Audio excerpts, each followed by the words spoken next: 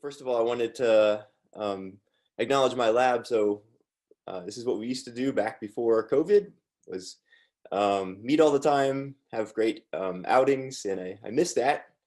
And so if anybody here is from my lab, hopefully we'll return back to these types of fun events and going to immerse ourselves in science in person sometime in the near future. And this is a kind of an overview scheme of my lab. So what I'm going to talk about today is what's on the left side here. So there's kind of four main thrust areas. One is in imaging agents, and these are mostly optical imaging agents. And then on the bottom left, we have single cell analysis. This is one of the favorite parts of my lab. It's really focused on the life sciences, fundamental discoveries in the life sciences, and developing tools for that, especially at the single cell level, and then what's happening at the single molecule level within individual cells. On the right side are more applied areas of our lab that have only really spun out in the last like 5 or 6 years or so. And these are in clinical molecular diagnostics for making diagnostic assays using blood or biopsies, as well as targeted therapies. And the targeted therapies section of our lab has really expanded a lot, going into disease states such as metabolic disorders, metabolic syndrome, wound healing in diabetes, as well as in cancer. And so I'm going to start talking on the left side here. I'm going to kind of go through just some of our most recent papers, a little bit of background about how we approach these fields, and also where we're going. If anybody has any questions at any time, feel free to stop me. Hopefully I can see in the chat here if anybody has anything in real time. And also at the end, I'll hopefully have time for questions as well. So a little bit of context here is that we make imaging agents and we do single molecule imaging in individual cells. So how do we do that? We have imaging involved. And so imaging, depending on what you're trying to image, you have a different instrument and a different set of physical principles that allow you to resolve certain objects and to track them and to evaluate something about them. And from our perspective in the life sciences, many of us constantly use optical imaging in some way. And optical imaging provides a lot of very valuable insights because of primarily its wide range of resolution. So our eyes, of course, are optical imaging tools, and we can resolve things that are in our surroundings in very wide ranges of scale, very quickly, high sensitivity, and also what we call multiplexing. So we can see at least 3 distinct color channels with our eyes, and we can resolve different objects because of that. And so in the last really 15 to 20 years, there's been a big revolution in the optical imaging field, as well as allowed us to now go from what we could previously resolve, which is around the size of a bacterial cell, about 200 nanometers or so. We can now connect this down to the single molecule level and see individual molecules and resolve objects that are in the range of individual molecules, like macromolecules, such as antibodies, proteins, like 10 nanometers in size. Some of that was been led by people at Illinois. So like Paul Selvin, who's one of my best collaborators here. He's really one of the godfathers of this field. At the same time, optical imaging can't provide everything. So there's many contexts in which we need to resolve objects in thick tissues, in living subjects, and without any sort of interferences due to potential toxic effects. And of course, we know that X-ray, ultrasound, MRI, PETs, SPECT, these are all great tools, especially for clinical imaging and imaging in animals.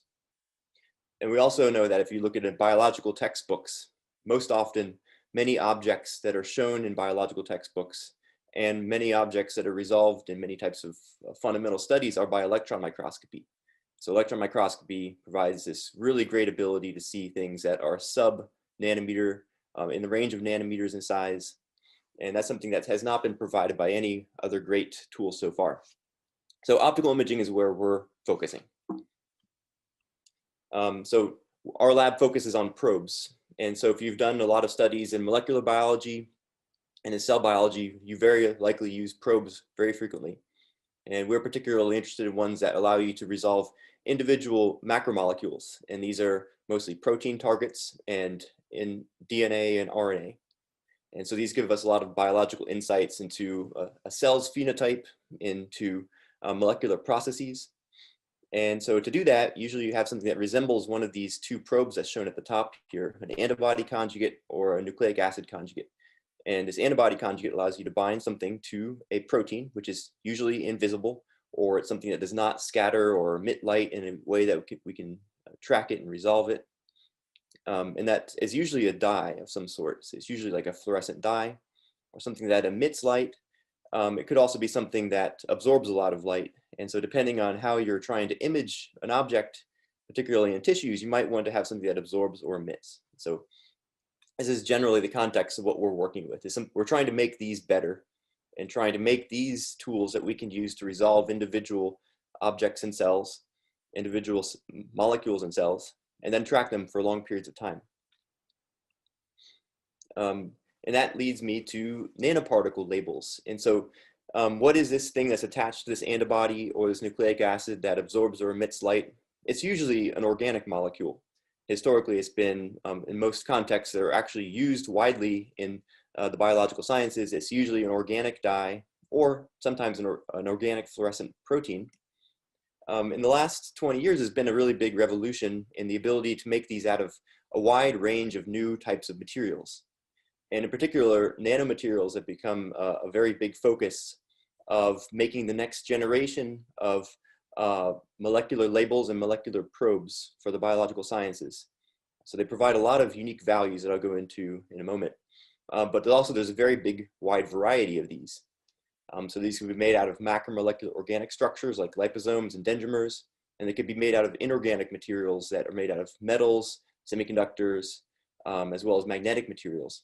So there's a big space now available for making labels and probes that can facilitate new types of contrast in imaging.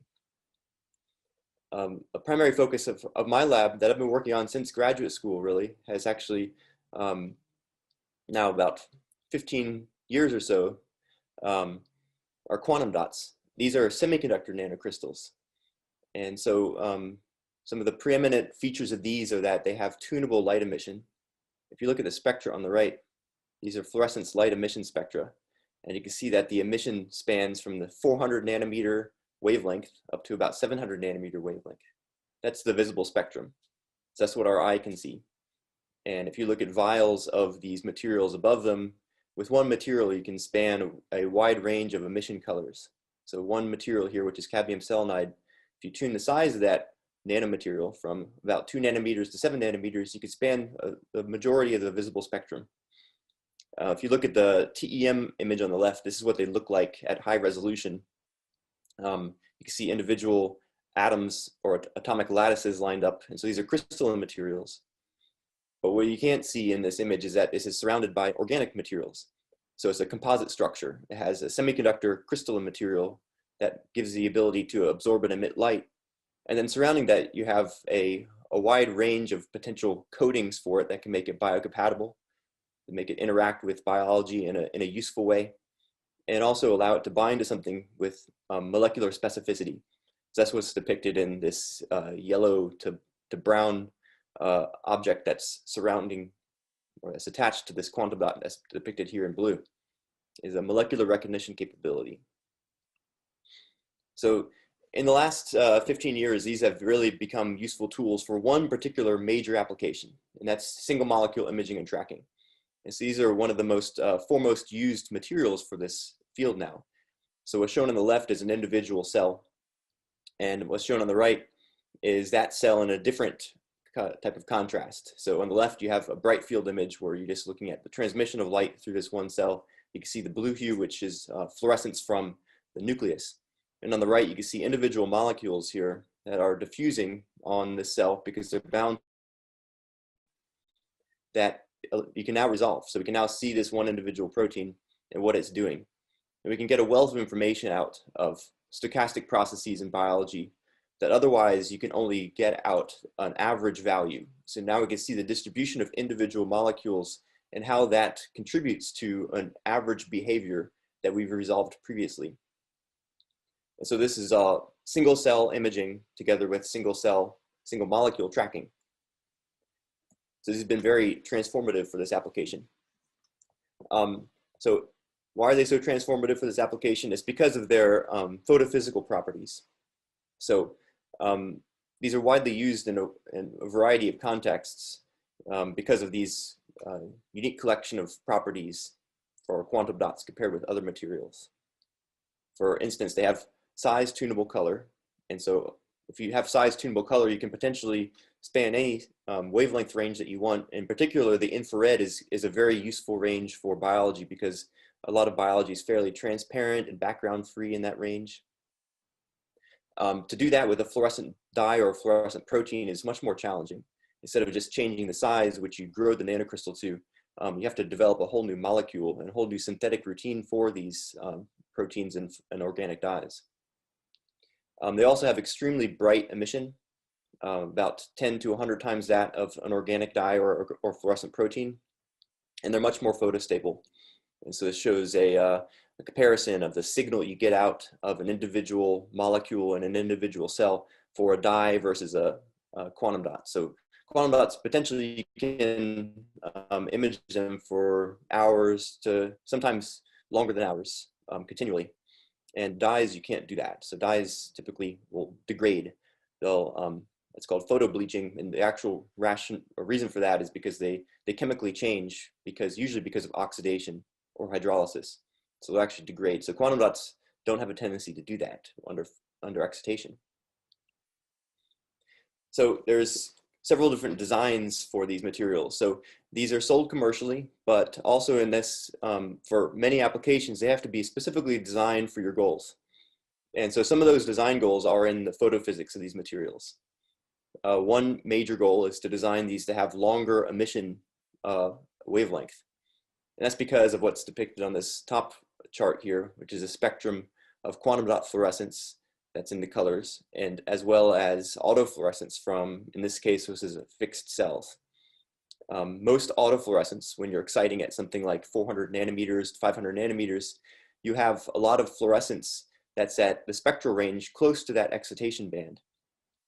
And so that excitation band, you want it to be far away from the emission band. This is something that is great for quantum dots. You can have what's called a long Stokes shift of excitation. So you can excite at like 400 nanometers, and you can emit at like 700 nanometers. For dyes and fluorescent proteins, they're usually close together, and you usually have a strong autofluorescent signal. So we can make these emit in the infrared, and there in the infrared spectrum, you have very low autofluorescence compared to other spectral ranges. So that's very advantageous. At the same time, you can get many colors too. So a design goal for these is often to create many distinct colors that can be resolved and distinguished based on their emission spectrum. And you can get anywhere from currently around 500 nanometers to about 1500 nanometers. Another goal is to create ones with controlled brightness. So currently a big problem with these materials that you don't see in other materials, like organic dyes, you can use 2, 3 colors, and you look at them at a single molecule level and they're all kind of the same brightness. That's not the case with commercial quantum dots. That's what's shown on the top here for this vial that's shown with a laser excitation. If you use a blue and a red one together, the ones that are used commonly right now, they are much, much brighter in the red spectrum. And that's very problematic if you're trying to image things with multiple colors at the same time. You have to adjust your cameras and adjust the ability to excite these in a useful way. And it's complicated, but it can be solved. But what can't be solved is the spectral crosstalk that occurs because of this. So a very small amount of crosstalk between the red channel and the blue channel will completely wash out the blue channel if you're trying to image it simultaneously. So we're trying to create these to be equivalent brightness, also very high photon emission rates, so we can detect individual molecules with statistical significance, long-term photostability, narrow bandwidths, minimal blinking, which is basically these flash on and flash on repeatedly at the single molecule level. And an ultimate goal is to make these photo switchable. Photo switchable is a big need right now for their use in super resolution imaging. In super resolution imaging with fluorescence, you have to have the capacity to turn these on and turn them off with light. So these are the photophysical design goals. On top of that is also physical, chemical, and biomolecular design goals. And so it's usually the goal is to be able to use these and to make use of their unique optical properties. But it's hard to do that because you also have to think about their physical principles. And so everybody wants to be able to use these off the shelf and apply them and evaluate something in biology. These materials are still not there. They still have to be designed with specific physical principles in order to reach the desired optical principles. And we still have to consider what their impact is on the imaging goals. So right now, most nanomaterials that are used in biology look like something that's shown on the bottom left here, which is a fairly large crystal surrounded by bioaffinity molecules like antibodies. These are usually in the range of 20 to 50 nanometers in size, depending on what they're made out of. But if you put that into something that resembles what biology actually looks like on the top here, which is a schematic diagram just kind of depicting the crowded space of the cytoplasm of a cell. This is not that different than what it looks like on the outside of a cell too, within a solid tissue. It's very crowded and densely packed with solid materials. And this is a porous hydrogel. And depending on what the tissue or the cell type is, it might have a pore size that is much, much smaller on average than the nanomaterial that you're trying to use in it. And if you're trying to use this to evaluate a natural biological process, it's probably going to be interrupted and interfered with by the probe itself. And so our ultimate goal is to get to what looks like in the bottom right here, which is a very small probe, very small quantum dot attached very precisely to a bioaffinity molecule, and to have that have as minimal interruption or interference with the biological process you're evaluating as possible. So steric hindrance is a big thing. That's the take home of this slide. We want these to be as small as possible, and we want them to have as few non-specific processes occurring as possible. So I'm going to take you through a few papers that we published in the last few years that relate to the photophysical design principles and physical-chemical design principles and how they interrelate with each other. So this first one was published earlier this year in the Journal of the American Chemical Society. This is on making quantum dots that absorb and emit light in the shortwave infrared. So the shortwave infrared, like I inferred before, infrared is great because you have low background signals. You also can see deeply into the body relatively to the visible spectrum. And so Suresh, who is a postdoc in our lab, he made a series of materials now that can span this full range. With one material, you can go from the visible spectrum to the near infrared, which is in the range of 700 nanometers to 900 nanometers. And then also throughout the shortwave infrared, which is just beyond that. Sometimes it's called the shortwave infrared. Sometimes it's called the near infrared too. So to do this, we redesigned these nanocrystals. Actually, this is done originally by Sung-Jun Lim in our lab about 5 years ago, which is to take these materials, which I inferred previously have been problematic because of how different they are in brightness. So we re-engineered these to have a very similar brightness by replacing the materials. So these materials, we now make them out of what is shown in the bottom here. These are quaternary alloy materials that are called mercury cadmium selenide sulfide. We use these to replace these prototypical materials that are shown in the top called cadmium selenide. And in doing so, we can change the color without changing the size. That alone gives us a pretty good ability to control brightness, because one of the reasons these are so different in brightness is because of how different they are in size. Brightness is approximately proportional to the volume, and the volume is proportional to radius cubed. And so if you change the radius a very small amount, you can change the brightness by a large amount. So what we did was we made all these the same size, changed the composition of the alloy core, and then we finely tuned the brightness by creating two material composites on this. One is a cadmium sulfide shell, that's CDS here, that's shown here. That allows us to finely tune the excitation spectrum. That's this epsilon. And then the quantum yield, which is the efficiency of light emission after absorption, is controlled by a separate shell, a zinc sulfide. So we can now tune these all three independently from one another. And previously, these were all intertwined together. So excitation and efficiency and wavelength were not independent previously, and now they are independent. And now we've taken this, and Suresh made these now emit into this shortwave infrared or near infrared 2 spectrum. And we see really great results here. The big problem is that these detectors you need to use this are very expensive. Depending on the detector that you buy, it might be somewhere in the range of $90,000 to $200,000. So this field is still not widely used yet, but as use grows, these instruments become cheaper and cheaper. And so like CMOS cameras are in the range of just $20,000, $25,000. So ultimately, these will likely catch up in the next decade. But we see great biological results here. An example of that is on the bottom, where we have, we're imaging nucleic acids here, mRNA nucleic acids in tissue.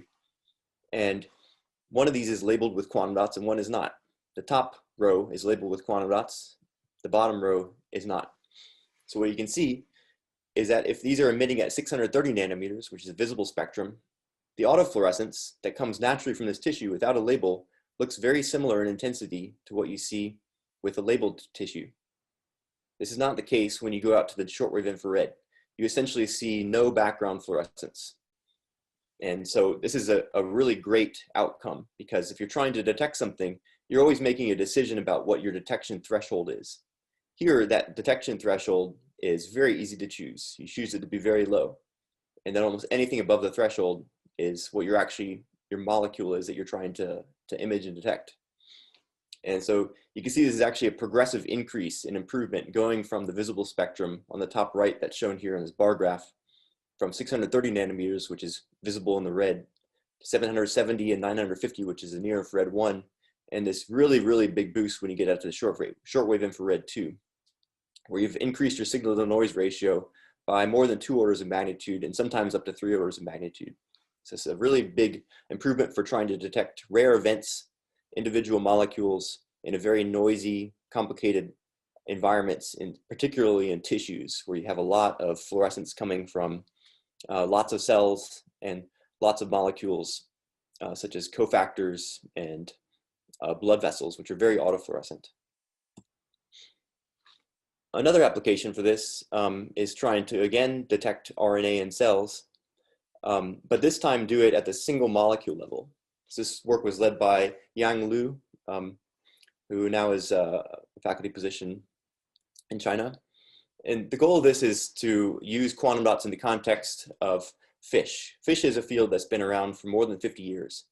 If you've taken a class in the biological sciences where you talked about biological analysis, you probably talked about fish. It's fluorescence in situ hybridization.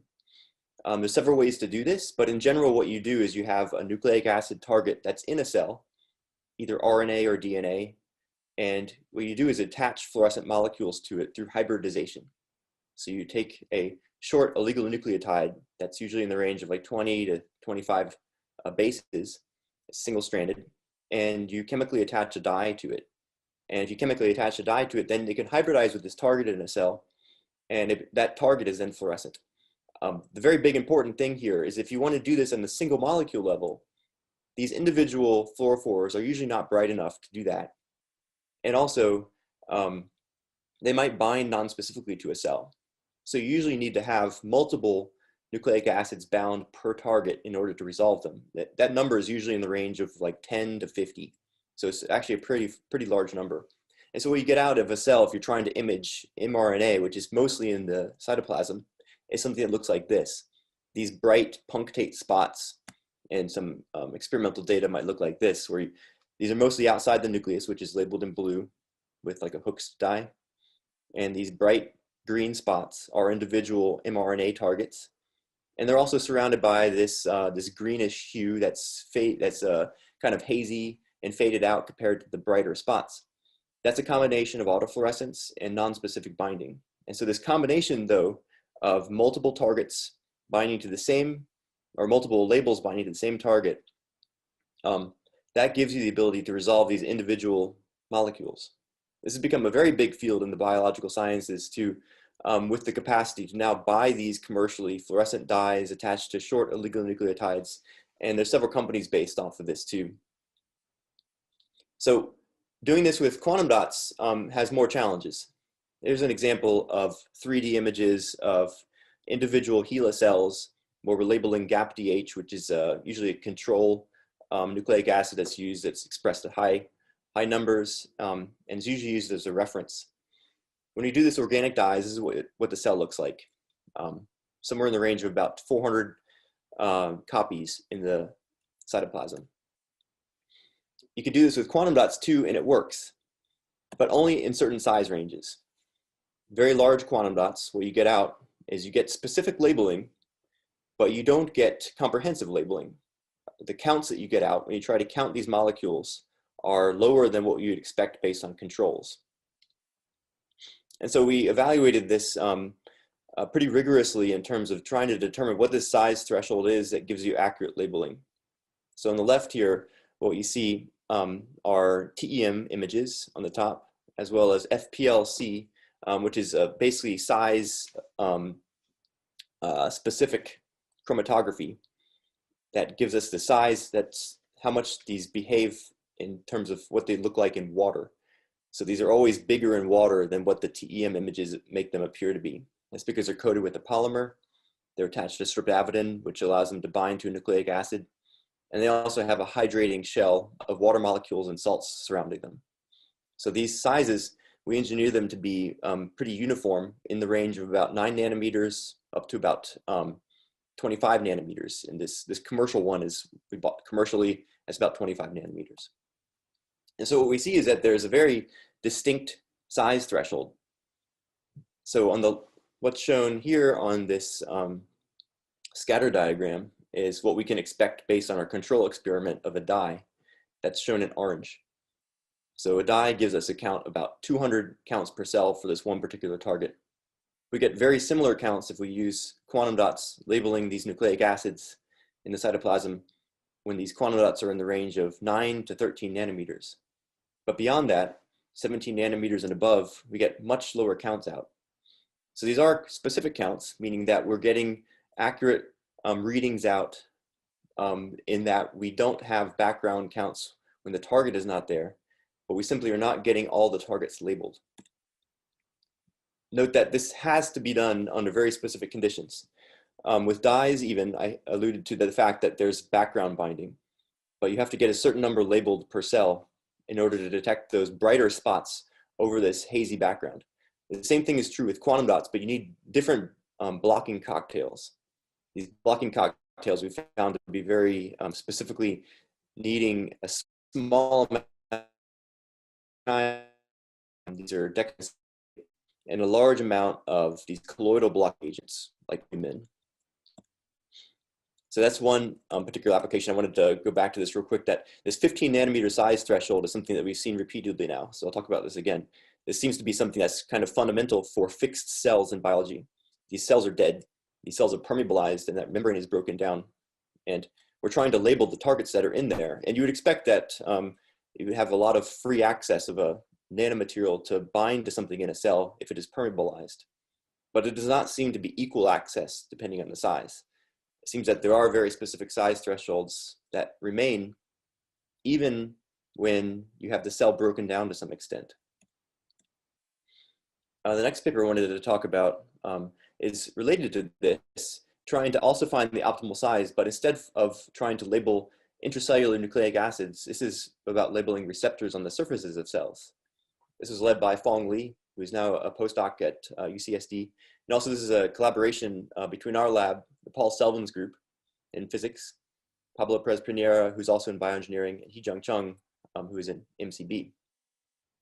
And so what this image depicts here is of a neuronal synapse. And so this is a big focus of the Paul Selvins group, is to evaluate receptors in the neuronal synapse, which is a very important region for using nanomaterials, because we want to see individual receptors, individual molecular events occurring, but it's also a very crowded space. It's about 20 nanometers separating two interconnected neurons. So you'd have to have a small probe in order to use these. So we went through a similar type of production of multiple sizes of quantum dots. And this is what's shown here. I'm not going to go through this again. It's very similar quantum dots to what were used for the evaluation of intracellular nucleic acid labeling. And in this case, instead of labeling cells that are fixed, we we both labeled cells that are fixed as well as ones that are living. And to do so, we used an assay in which we have both labeled cells available to compare directly in the same field of view with ones that are not labeled. And we could determine what is specific and non-specific binding based on whether the quantum dots are bound to the labeled target versus ones that are unlabeled. And what we see here on the top right is we can see labeling per cell with 4 different size quantum dots. The quantum dot size is shown on the x-axis, that's QD 9.2 up to QD 17.4. And we see this increase in both specific binding, which is shown in blue, that occurs pretty dramatically increasing at above 13 nanometers, as well as a increase in the non-specific binding, which is shown in gray. And so this specific binding includes non-specific binding. If you divide the two, you get the signal to noise ratio, or the signal to background. And that's what's shown on this bar graph below, that you have very low signal to background ratio for the large sizes, 15 nanometers, 17 nanometers, very high for 13 nanometers. And so this is very similar to the same size range that we observed as allowing specific binding in the context of intracellular mRNA. But what's unique here is that we see a very low signal to background ratio for QD 9.2. And so it turns out that this QD 9.2 is simply and not engineered well enough yet. So the reason for this, in this paper, you can read through this, the rationale for this is simply because this quantum dot, that's 9.2 nanometers, is as small as we can make it right now. We're trying to make them smaller than this and to make them even better, but you lose a lot of the great properties when you do that. You lose, many of the quantum dots are not emitting anymore. Many of them are off, meaning that they don't emit light. And also, they seem to be more susceptible to their surroundings, like acid. In some contexts, if they're exposed to acid, they'll degrade. So we're still trying to improve these, and we still think we can make these even better than what we have right now. However, they're very satisfactory for labeling living cells. So fixed cells can be very challenging sometimes, but in the context of evaluating living cell binding to receptors, this data was acquired in Paul Selvin's group, and the goal is to evaluate what % of these quantum dots bound to receptors are within synapses or extrasynaptic. And so you can see with progressively decreasing the size from the bottom here, 17 nanometers up to 9.2 nanometers, more of these become synaptic, meaning that they're actually bound in their native locations within the synapse, as opposed to only labeling ones that cannot actually enter the synapse. So again, we see this really great improvement going to smaller sizes. For certain applications, like rigorous molecular counting in fixed cells, there's still room to improve these for the very small ones. The next context I wanted to talk about was not actually size related, but what happens when you have different types of physical chemical properties with the same size. This is a project led by Zien Han in our lab. She's a material science and engineering student. She's finishing up her PhD now, probably going to graduate in the late fall semester, early spring. And so she created a whole series of quantum dots that have the same size, same coding, but the coding has different chemistries. And so these chemistries are depicted here on the right. Some of these are neutral in charge, such as this one that's called POEG, that's oligoethylene glycol. Other ones have charges. So this one that's PNH3+, that's an amine polymer. The one that's shown below that is a carboxylic acid polymer. So one is positively charged, one is negatively charged. Then we have these mixtures at the bottom. This C4ZW, this is a Zwitter-ion. It has a balance of both negative and positive charges. And then the one below that is a combination of this uncharged OEG together with the Zwitter-ion. And so what we see is that for cultured membrane receptors, so cultured cells trying to evaluate membrane surfaces, that they all kind of behave the same. There's no non-specific binding, except for this one that's cationic, this one that's positively charged. This is a well-known phenomenon. Positive charged molecules bind very strongly to cells in general. In general, cell surfaces are anionic, negatively charged. And in general, most macromolecules in biology, such as globular proteins, are negatively charged too. So this is not surprising. What is surprising is that when you do this in fixed cells, again, when you have access to the intracellular cytoplasm, the membrane is broken down and you can get nanomaterials into cells. You get very different outcomes when you change the physical properties of these without changing the size. So again, the positively charged one binds very strongly to cells. But what's surprising is that this negatively charged one binds just as effectively, which is, in this context, a negative consequence of non-specific binding, because these are not actually labeling a specific molecule. But what's great is that we can reduce this with these two neutral coatings, the one that is uncharged, OEG, and the one that has a net zero charge, the ZW. What's really surprising is that their combination works even better than either one alone. So this is what we call synergy. So combining these two effects together of having reduced nonspecific binding from OEG and azwitaround is, to me, surprising. That's very interesting. And also it leads us to new design principles for how to make these even better than they are now. So we believe this is the case because these are blocking two different independent mechanisms of nonspecific binding. OEG strongly adsorbs to water, but it itself is fairly hydrophobic, as opposed to these charged ones, which can bind very strongly to anions. And so the capacity to bind to water and anions too, and cations, gives us a unique capacity to further resist nonspecific binding. So one application we've been using these for, particularly for zwitterions, is for intracellular imaging. So usually when you want to image something that's inside of a cell, you have to lyse the cell. You have to break down its membrane in some way in order to get something into the cell. There's some instances where dyes will spontaneously diffuse across membranes, and that's been very, very transformative uses for those types of biological applications where you can image them in living cells. But for nanomaterials, this does not happen. You have to break down the membrane. There's many ways people have explored to try to get nanomaterials into the cytoplasm in order to use them. This is still an ongoing field that's not actually being used to do anything particularly useful yet. But the goal is to eventually have some sort of membrane transport mechanism for a nanomaterial to have these enter cells and to function as a reporter or some sort of a probe for a living cell. One example of that is this delivery mechanism that's called osmotic penosome lysis. It's a three-step process where you initially have a cell that's shown on the left here under normal osmotic conditions. And then if you add high salt buffers to this cell, what happens is that the water leaves the cell to balance its osmotic strength between the inside and outside of the cell. And when it does that, its surface has to reduce. And so it blebs off endosomes into the cell. And those endosomes actually capture a lot of what's outside the cell. And so if you add a probe during this step, which is only about 5 to 10 minutes, then potentially that enters the cell, but is in an endosome. And so it's not actually in the cytoplasm.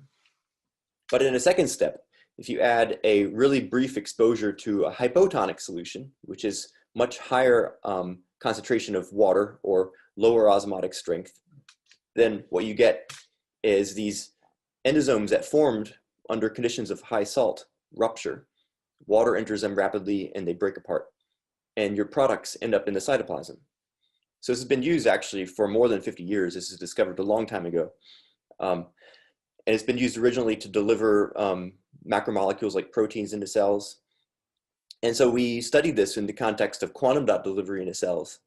And you can track the process with both optical techniques, and you can also do paired studies where you evaluate these with TEM. And TEM gives you the ability to see these individual molecules in really high resolution, although you cannot determine if they directly correlate back with the optical images because you can't see the fluorescence under TEM. And so what we saw is that when you take the same materials, again, same sizes, but you just change the physical properties, changing from properties that are either neutral or ones that are neutral with a net zero charge because they're zwitterionic, you get a very different outcome.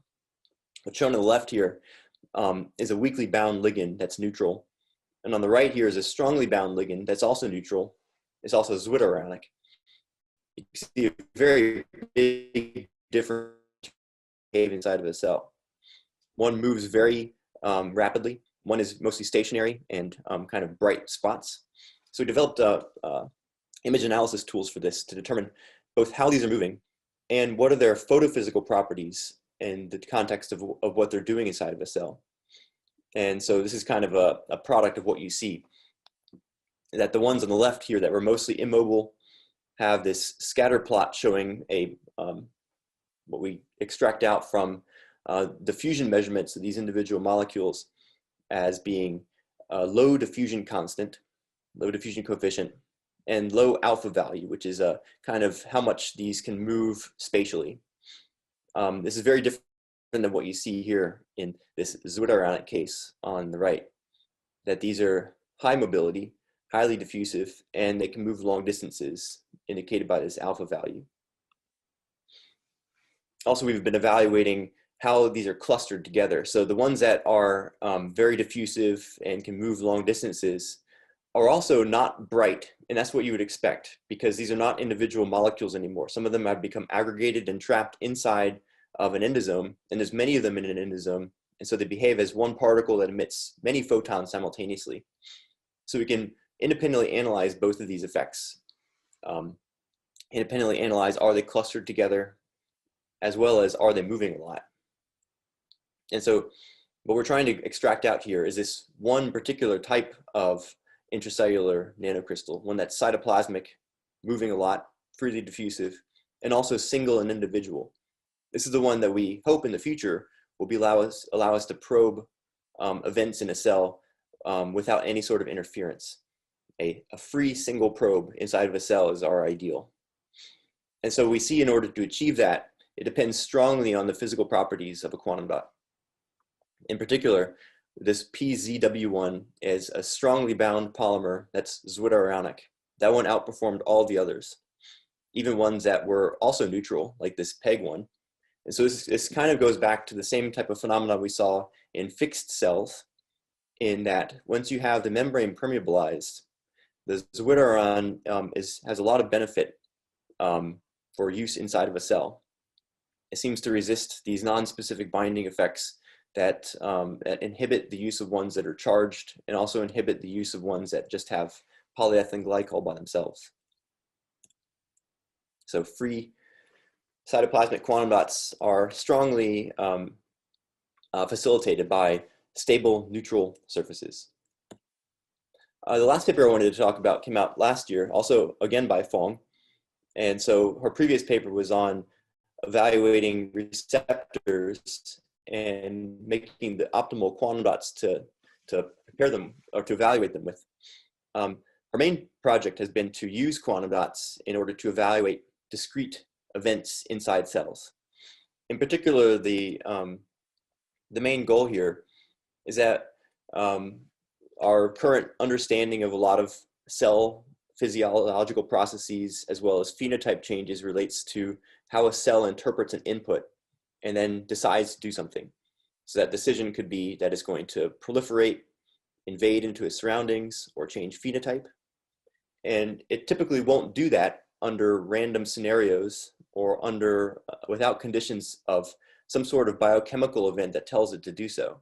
These biochemical events are often growth factors, cytokines, hormones, and these input events are usually at low concentration.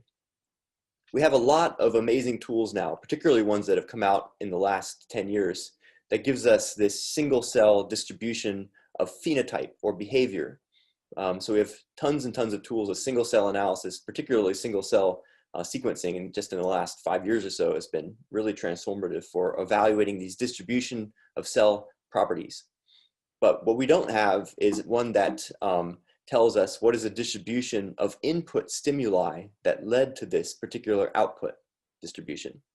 So that's what this technology is developed toward, is toward connecting these dots between a single cell stimulation distribution leading to a single cell output distribution of a phenotype.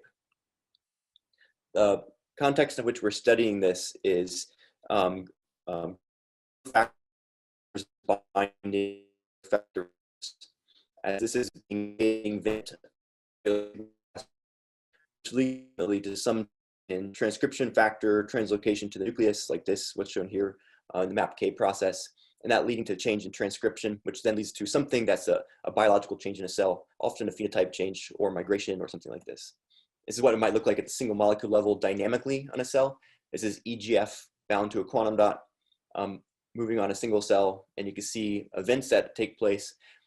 This is a big field of evaluating growth factor signaling right now. This is different than that, though, in that we're trying to count them as opposed to evaluate dynamics. So we want to know the number of binding events. It turns out we can't do this with most types of fluorescent molecules. Fluorescent proteins, fluorescent dyes, you get something that looks like what's shown here in the bottom, but we're trying to evaluate these individual spots of an individual growth factor binding to a cell. But that's really occluded by this really big background haze of autofluorescence. We found that this disappears when you use quantum dots, when you get out to the range of about 720 nanometers, 740 nanometers.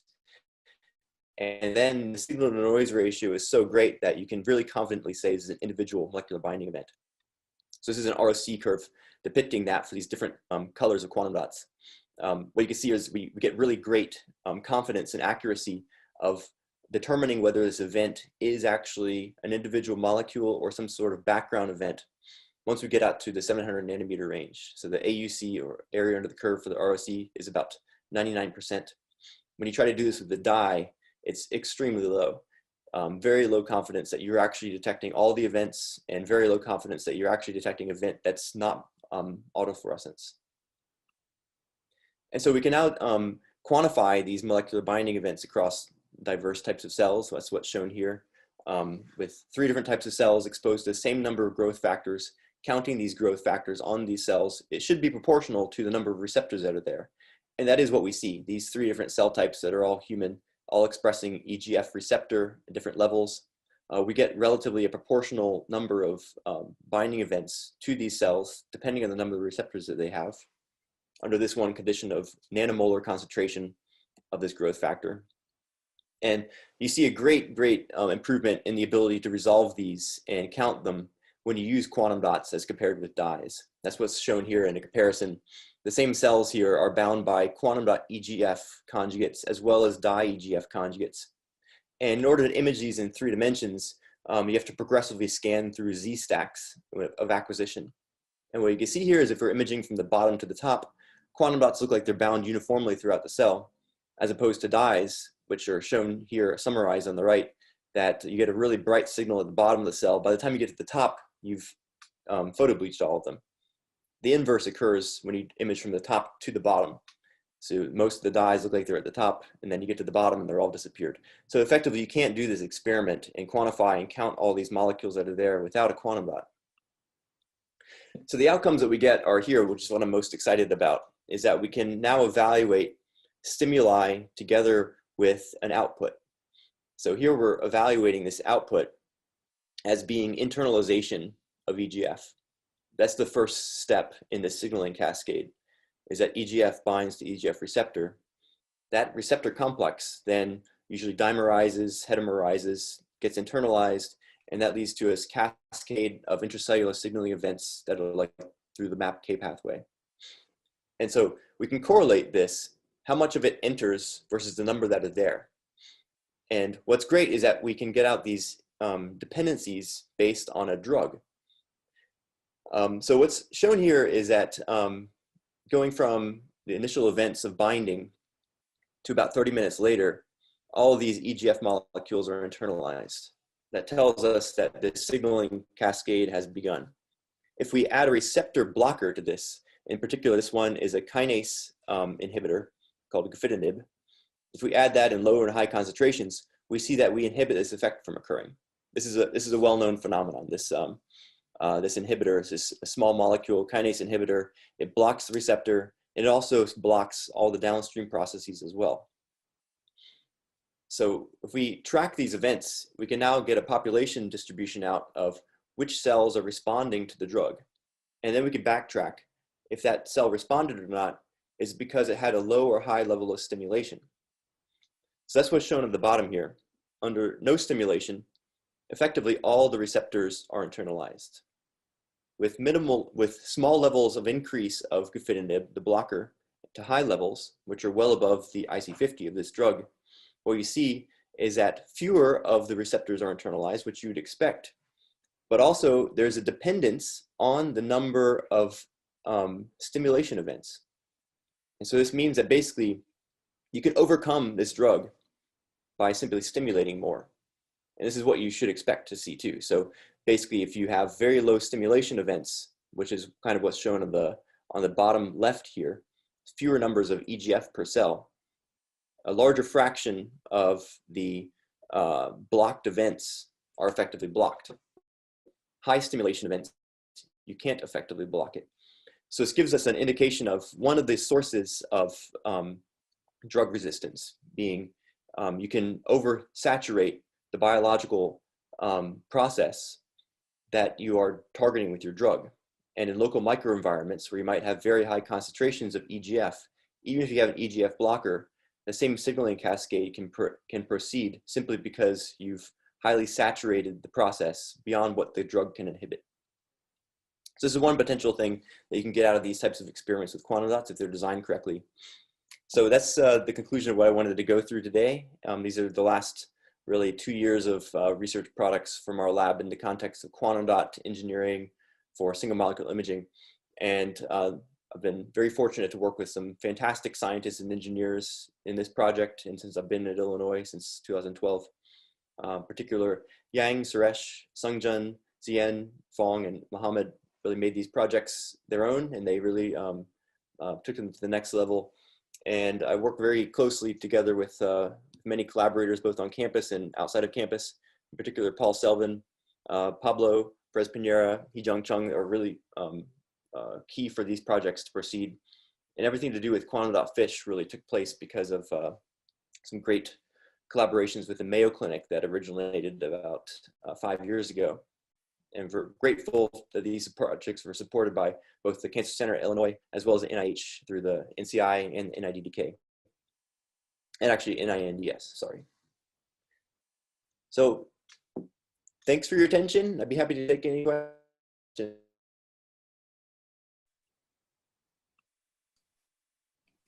Thank you, Andrew.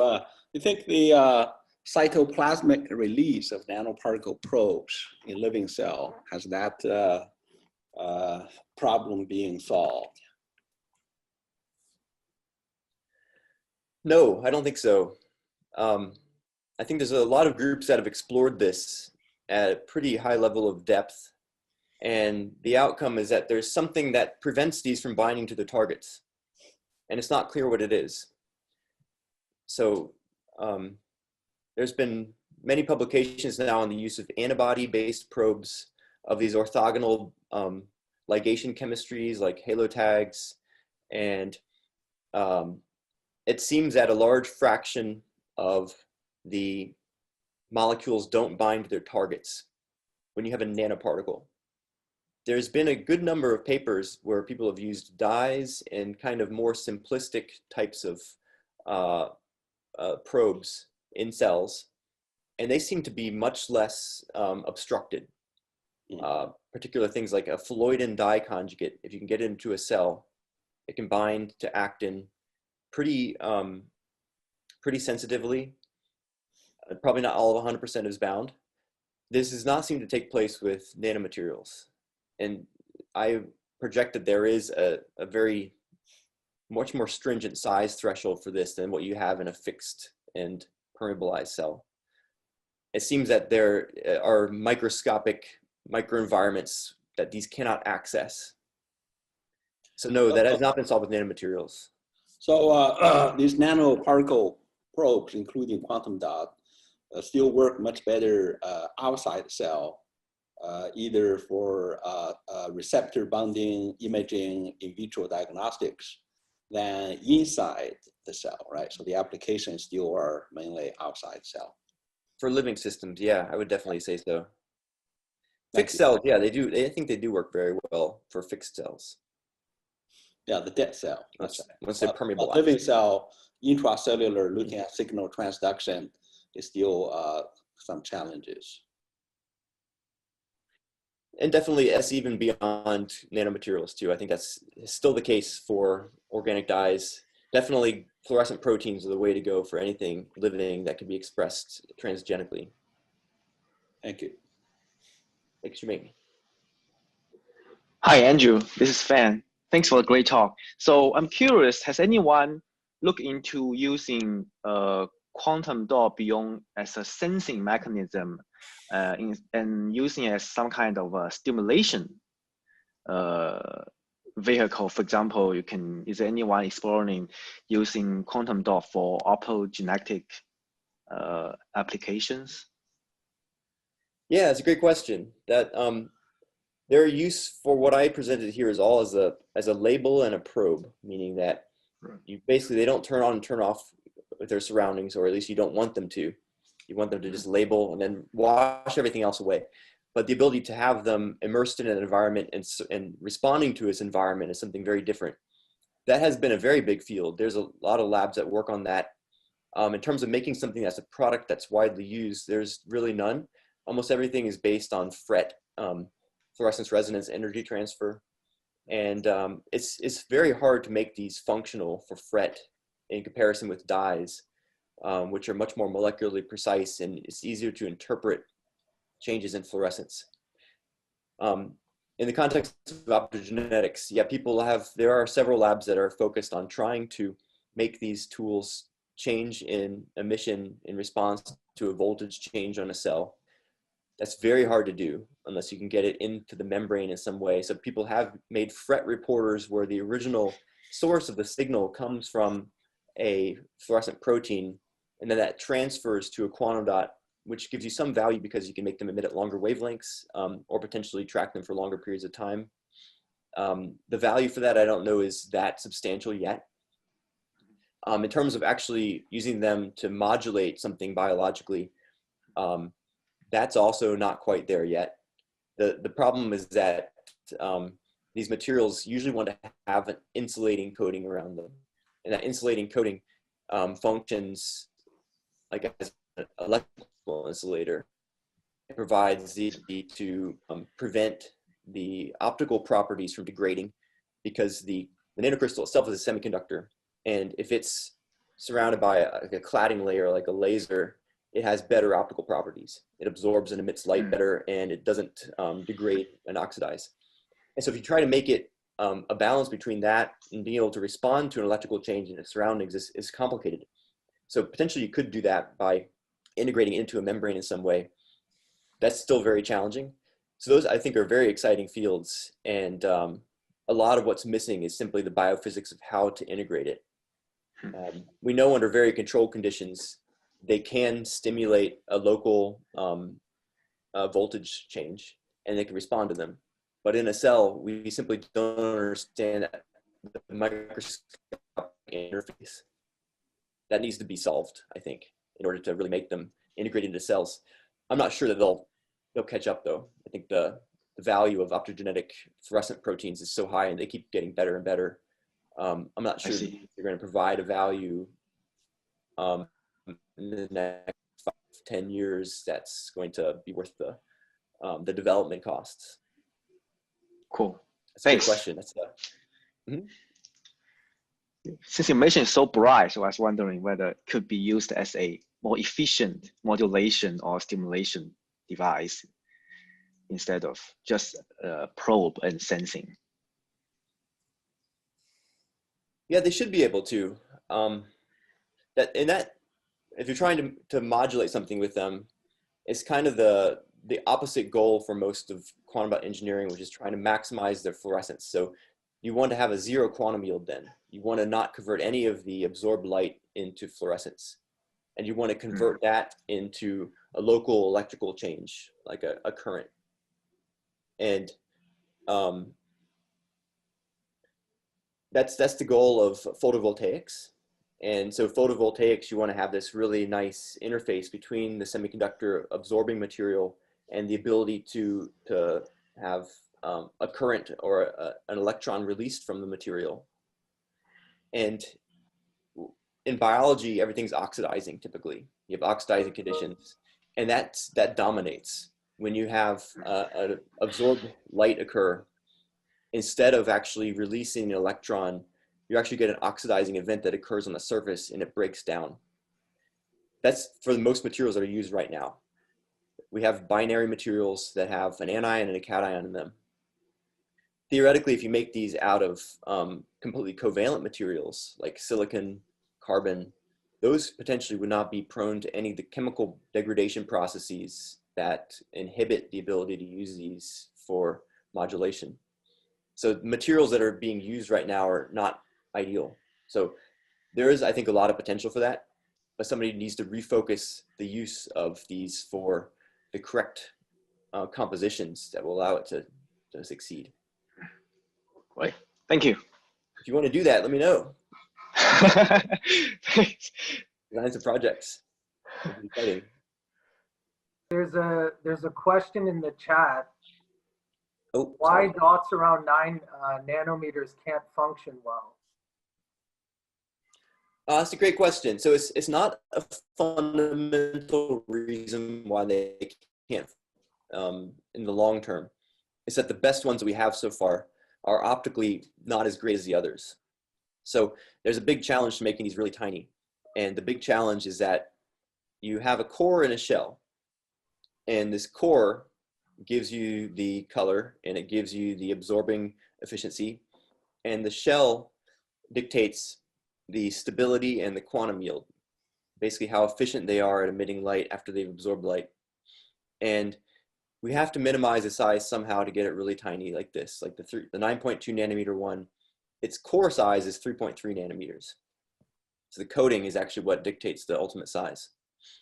And so to make it this small, we really had to reduce the shell as well as the core. And it's a balance. So basically, if we reduce the core too much, it won't be bright enough to see very well. If we reduce the shell too much, the quantum yield drops. So we kind of have to balance them together. And that 3.3 nanometers is that balance. But it's still not perfected. We can make these out of slightly different materials. We can anneal them in ways that we get better coating consistency. And so ultimately, we don't think that this will be a limitation. It's just this is the current state of the art. So the current state of the art is that we now realize that these smallest materials need to be more perfected in the manufacturing, processing, and probably the treatment of how we make them emit light in this spectral range when they're this small. So it's not an ultimate failure of them. It's that we need to spend more time developing them. There's many ways to make these same materials. So that's one of the unique features of these is that you have the whole landscape of semiconductors to work with. And you also have heterostructures where they're made out of core and shell materials with different compositions together in different ways. And so finding the right ultimate design is something that's, we do these experiments to inform our designs. And so now we have a better understanding of how to redesign them, which is what we're doing now.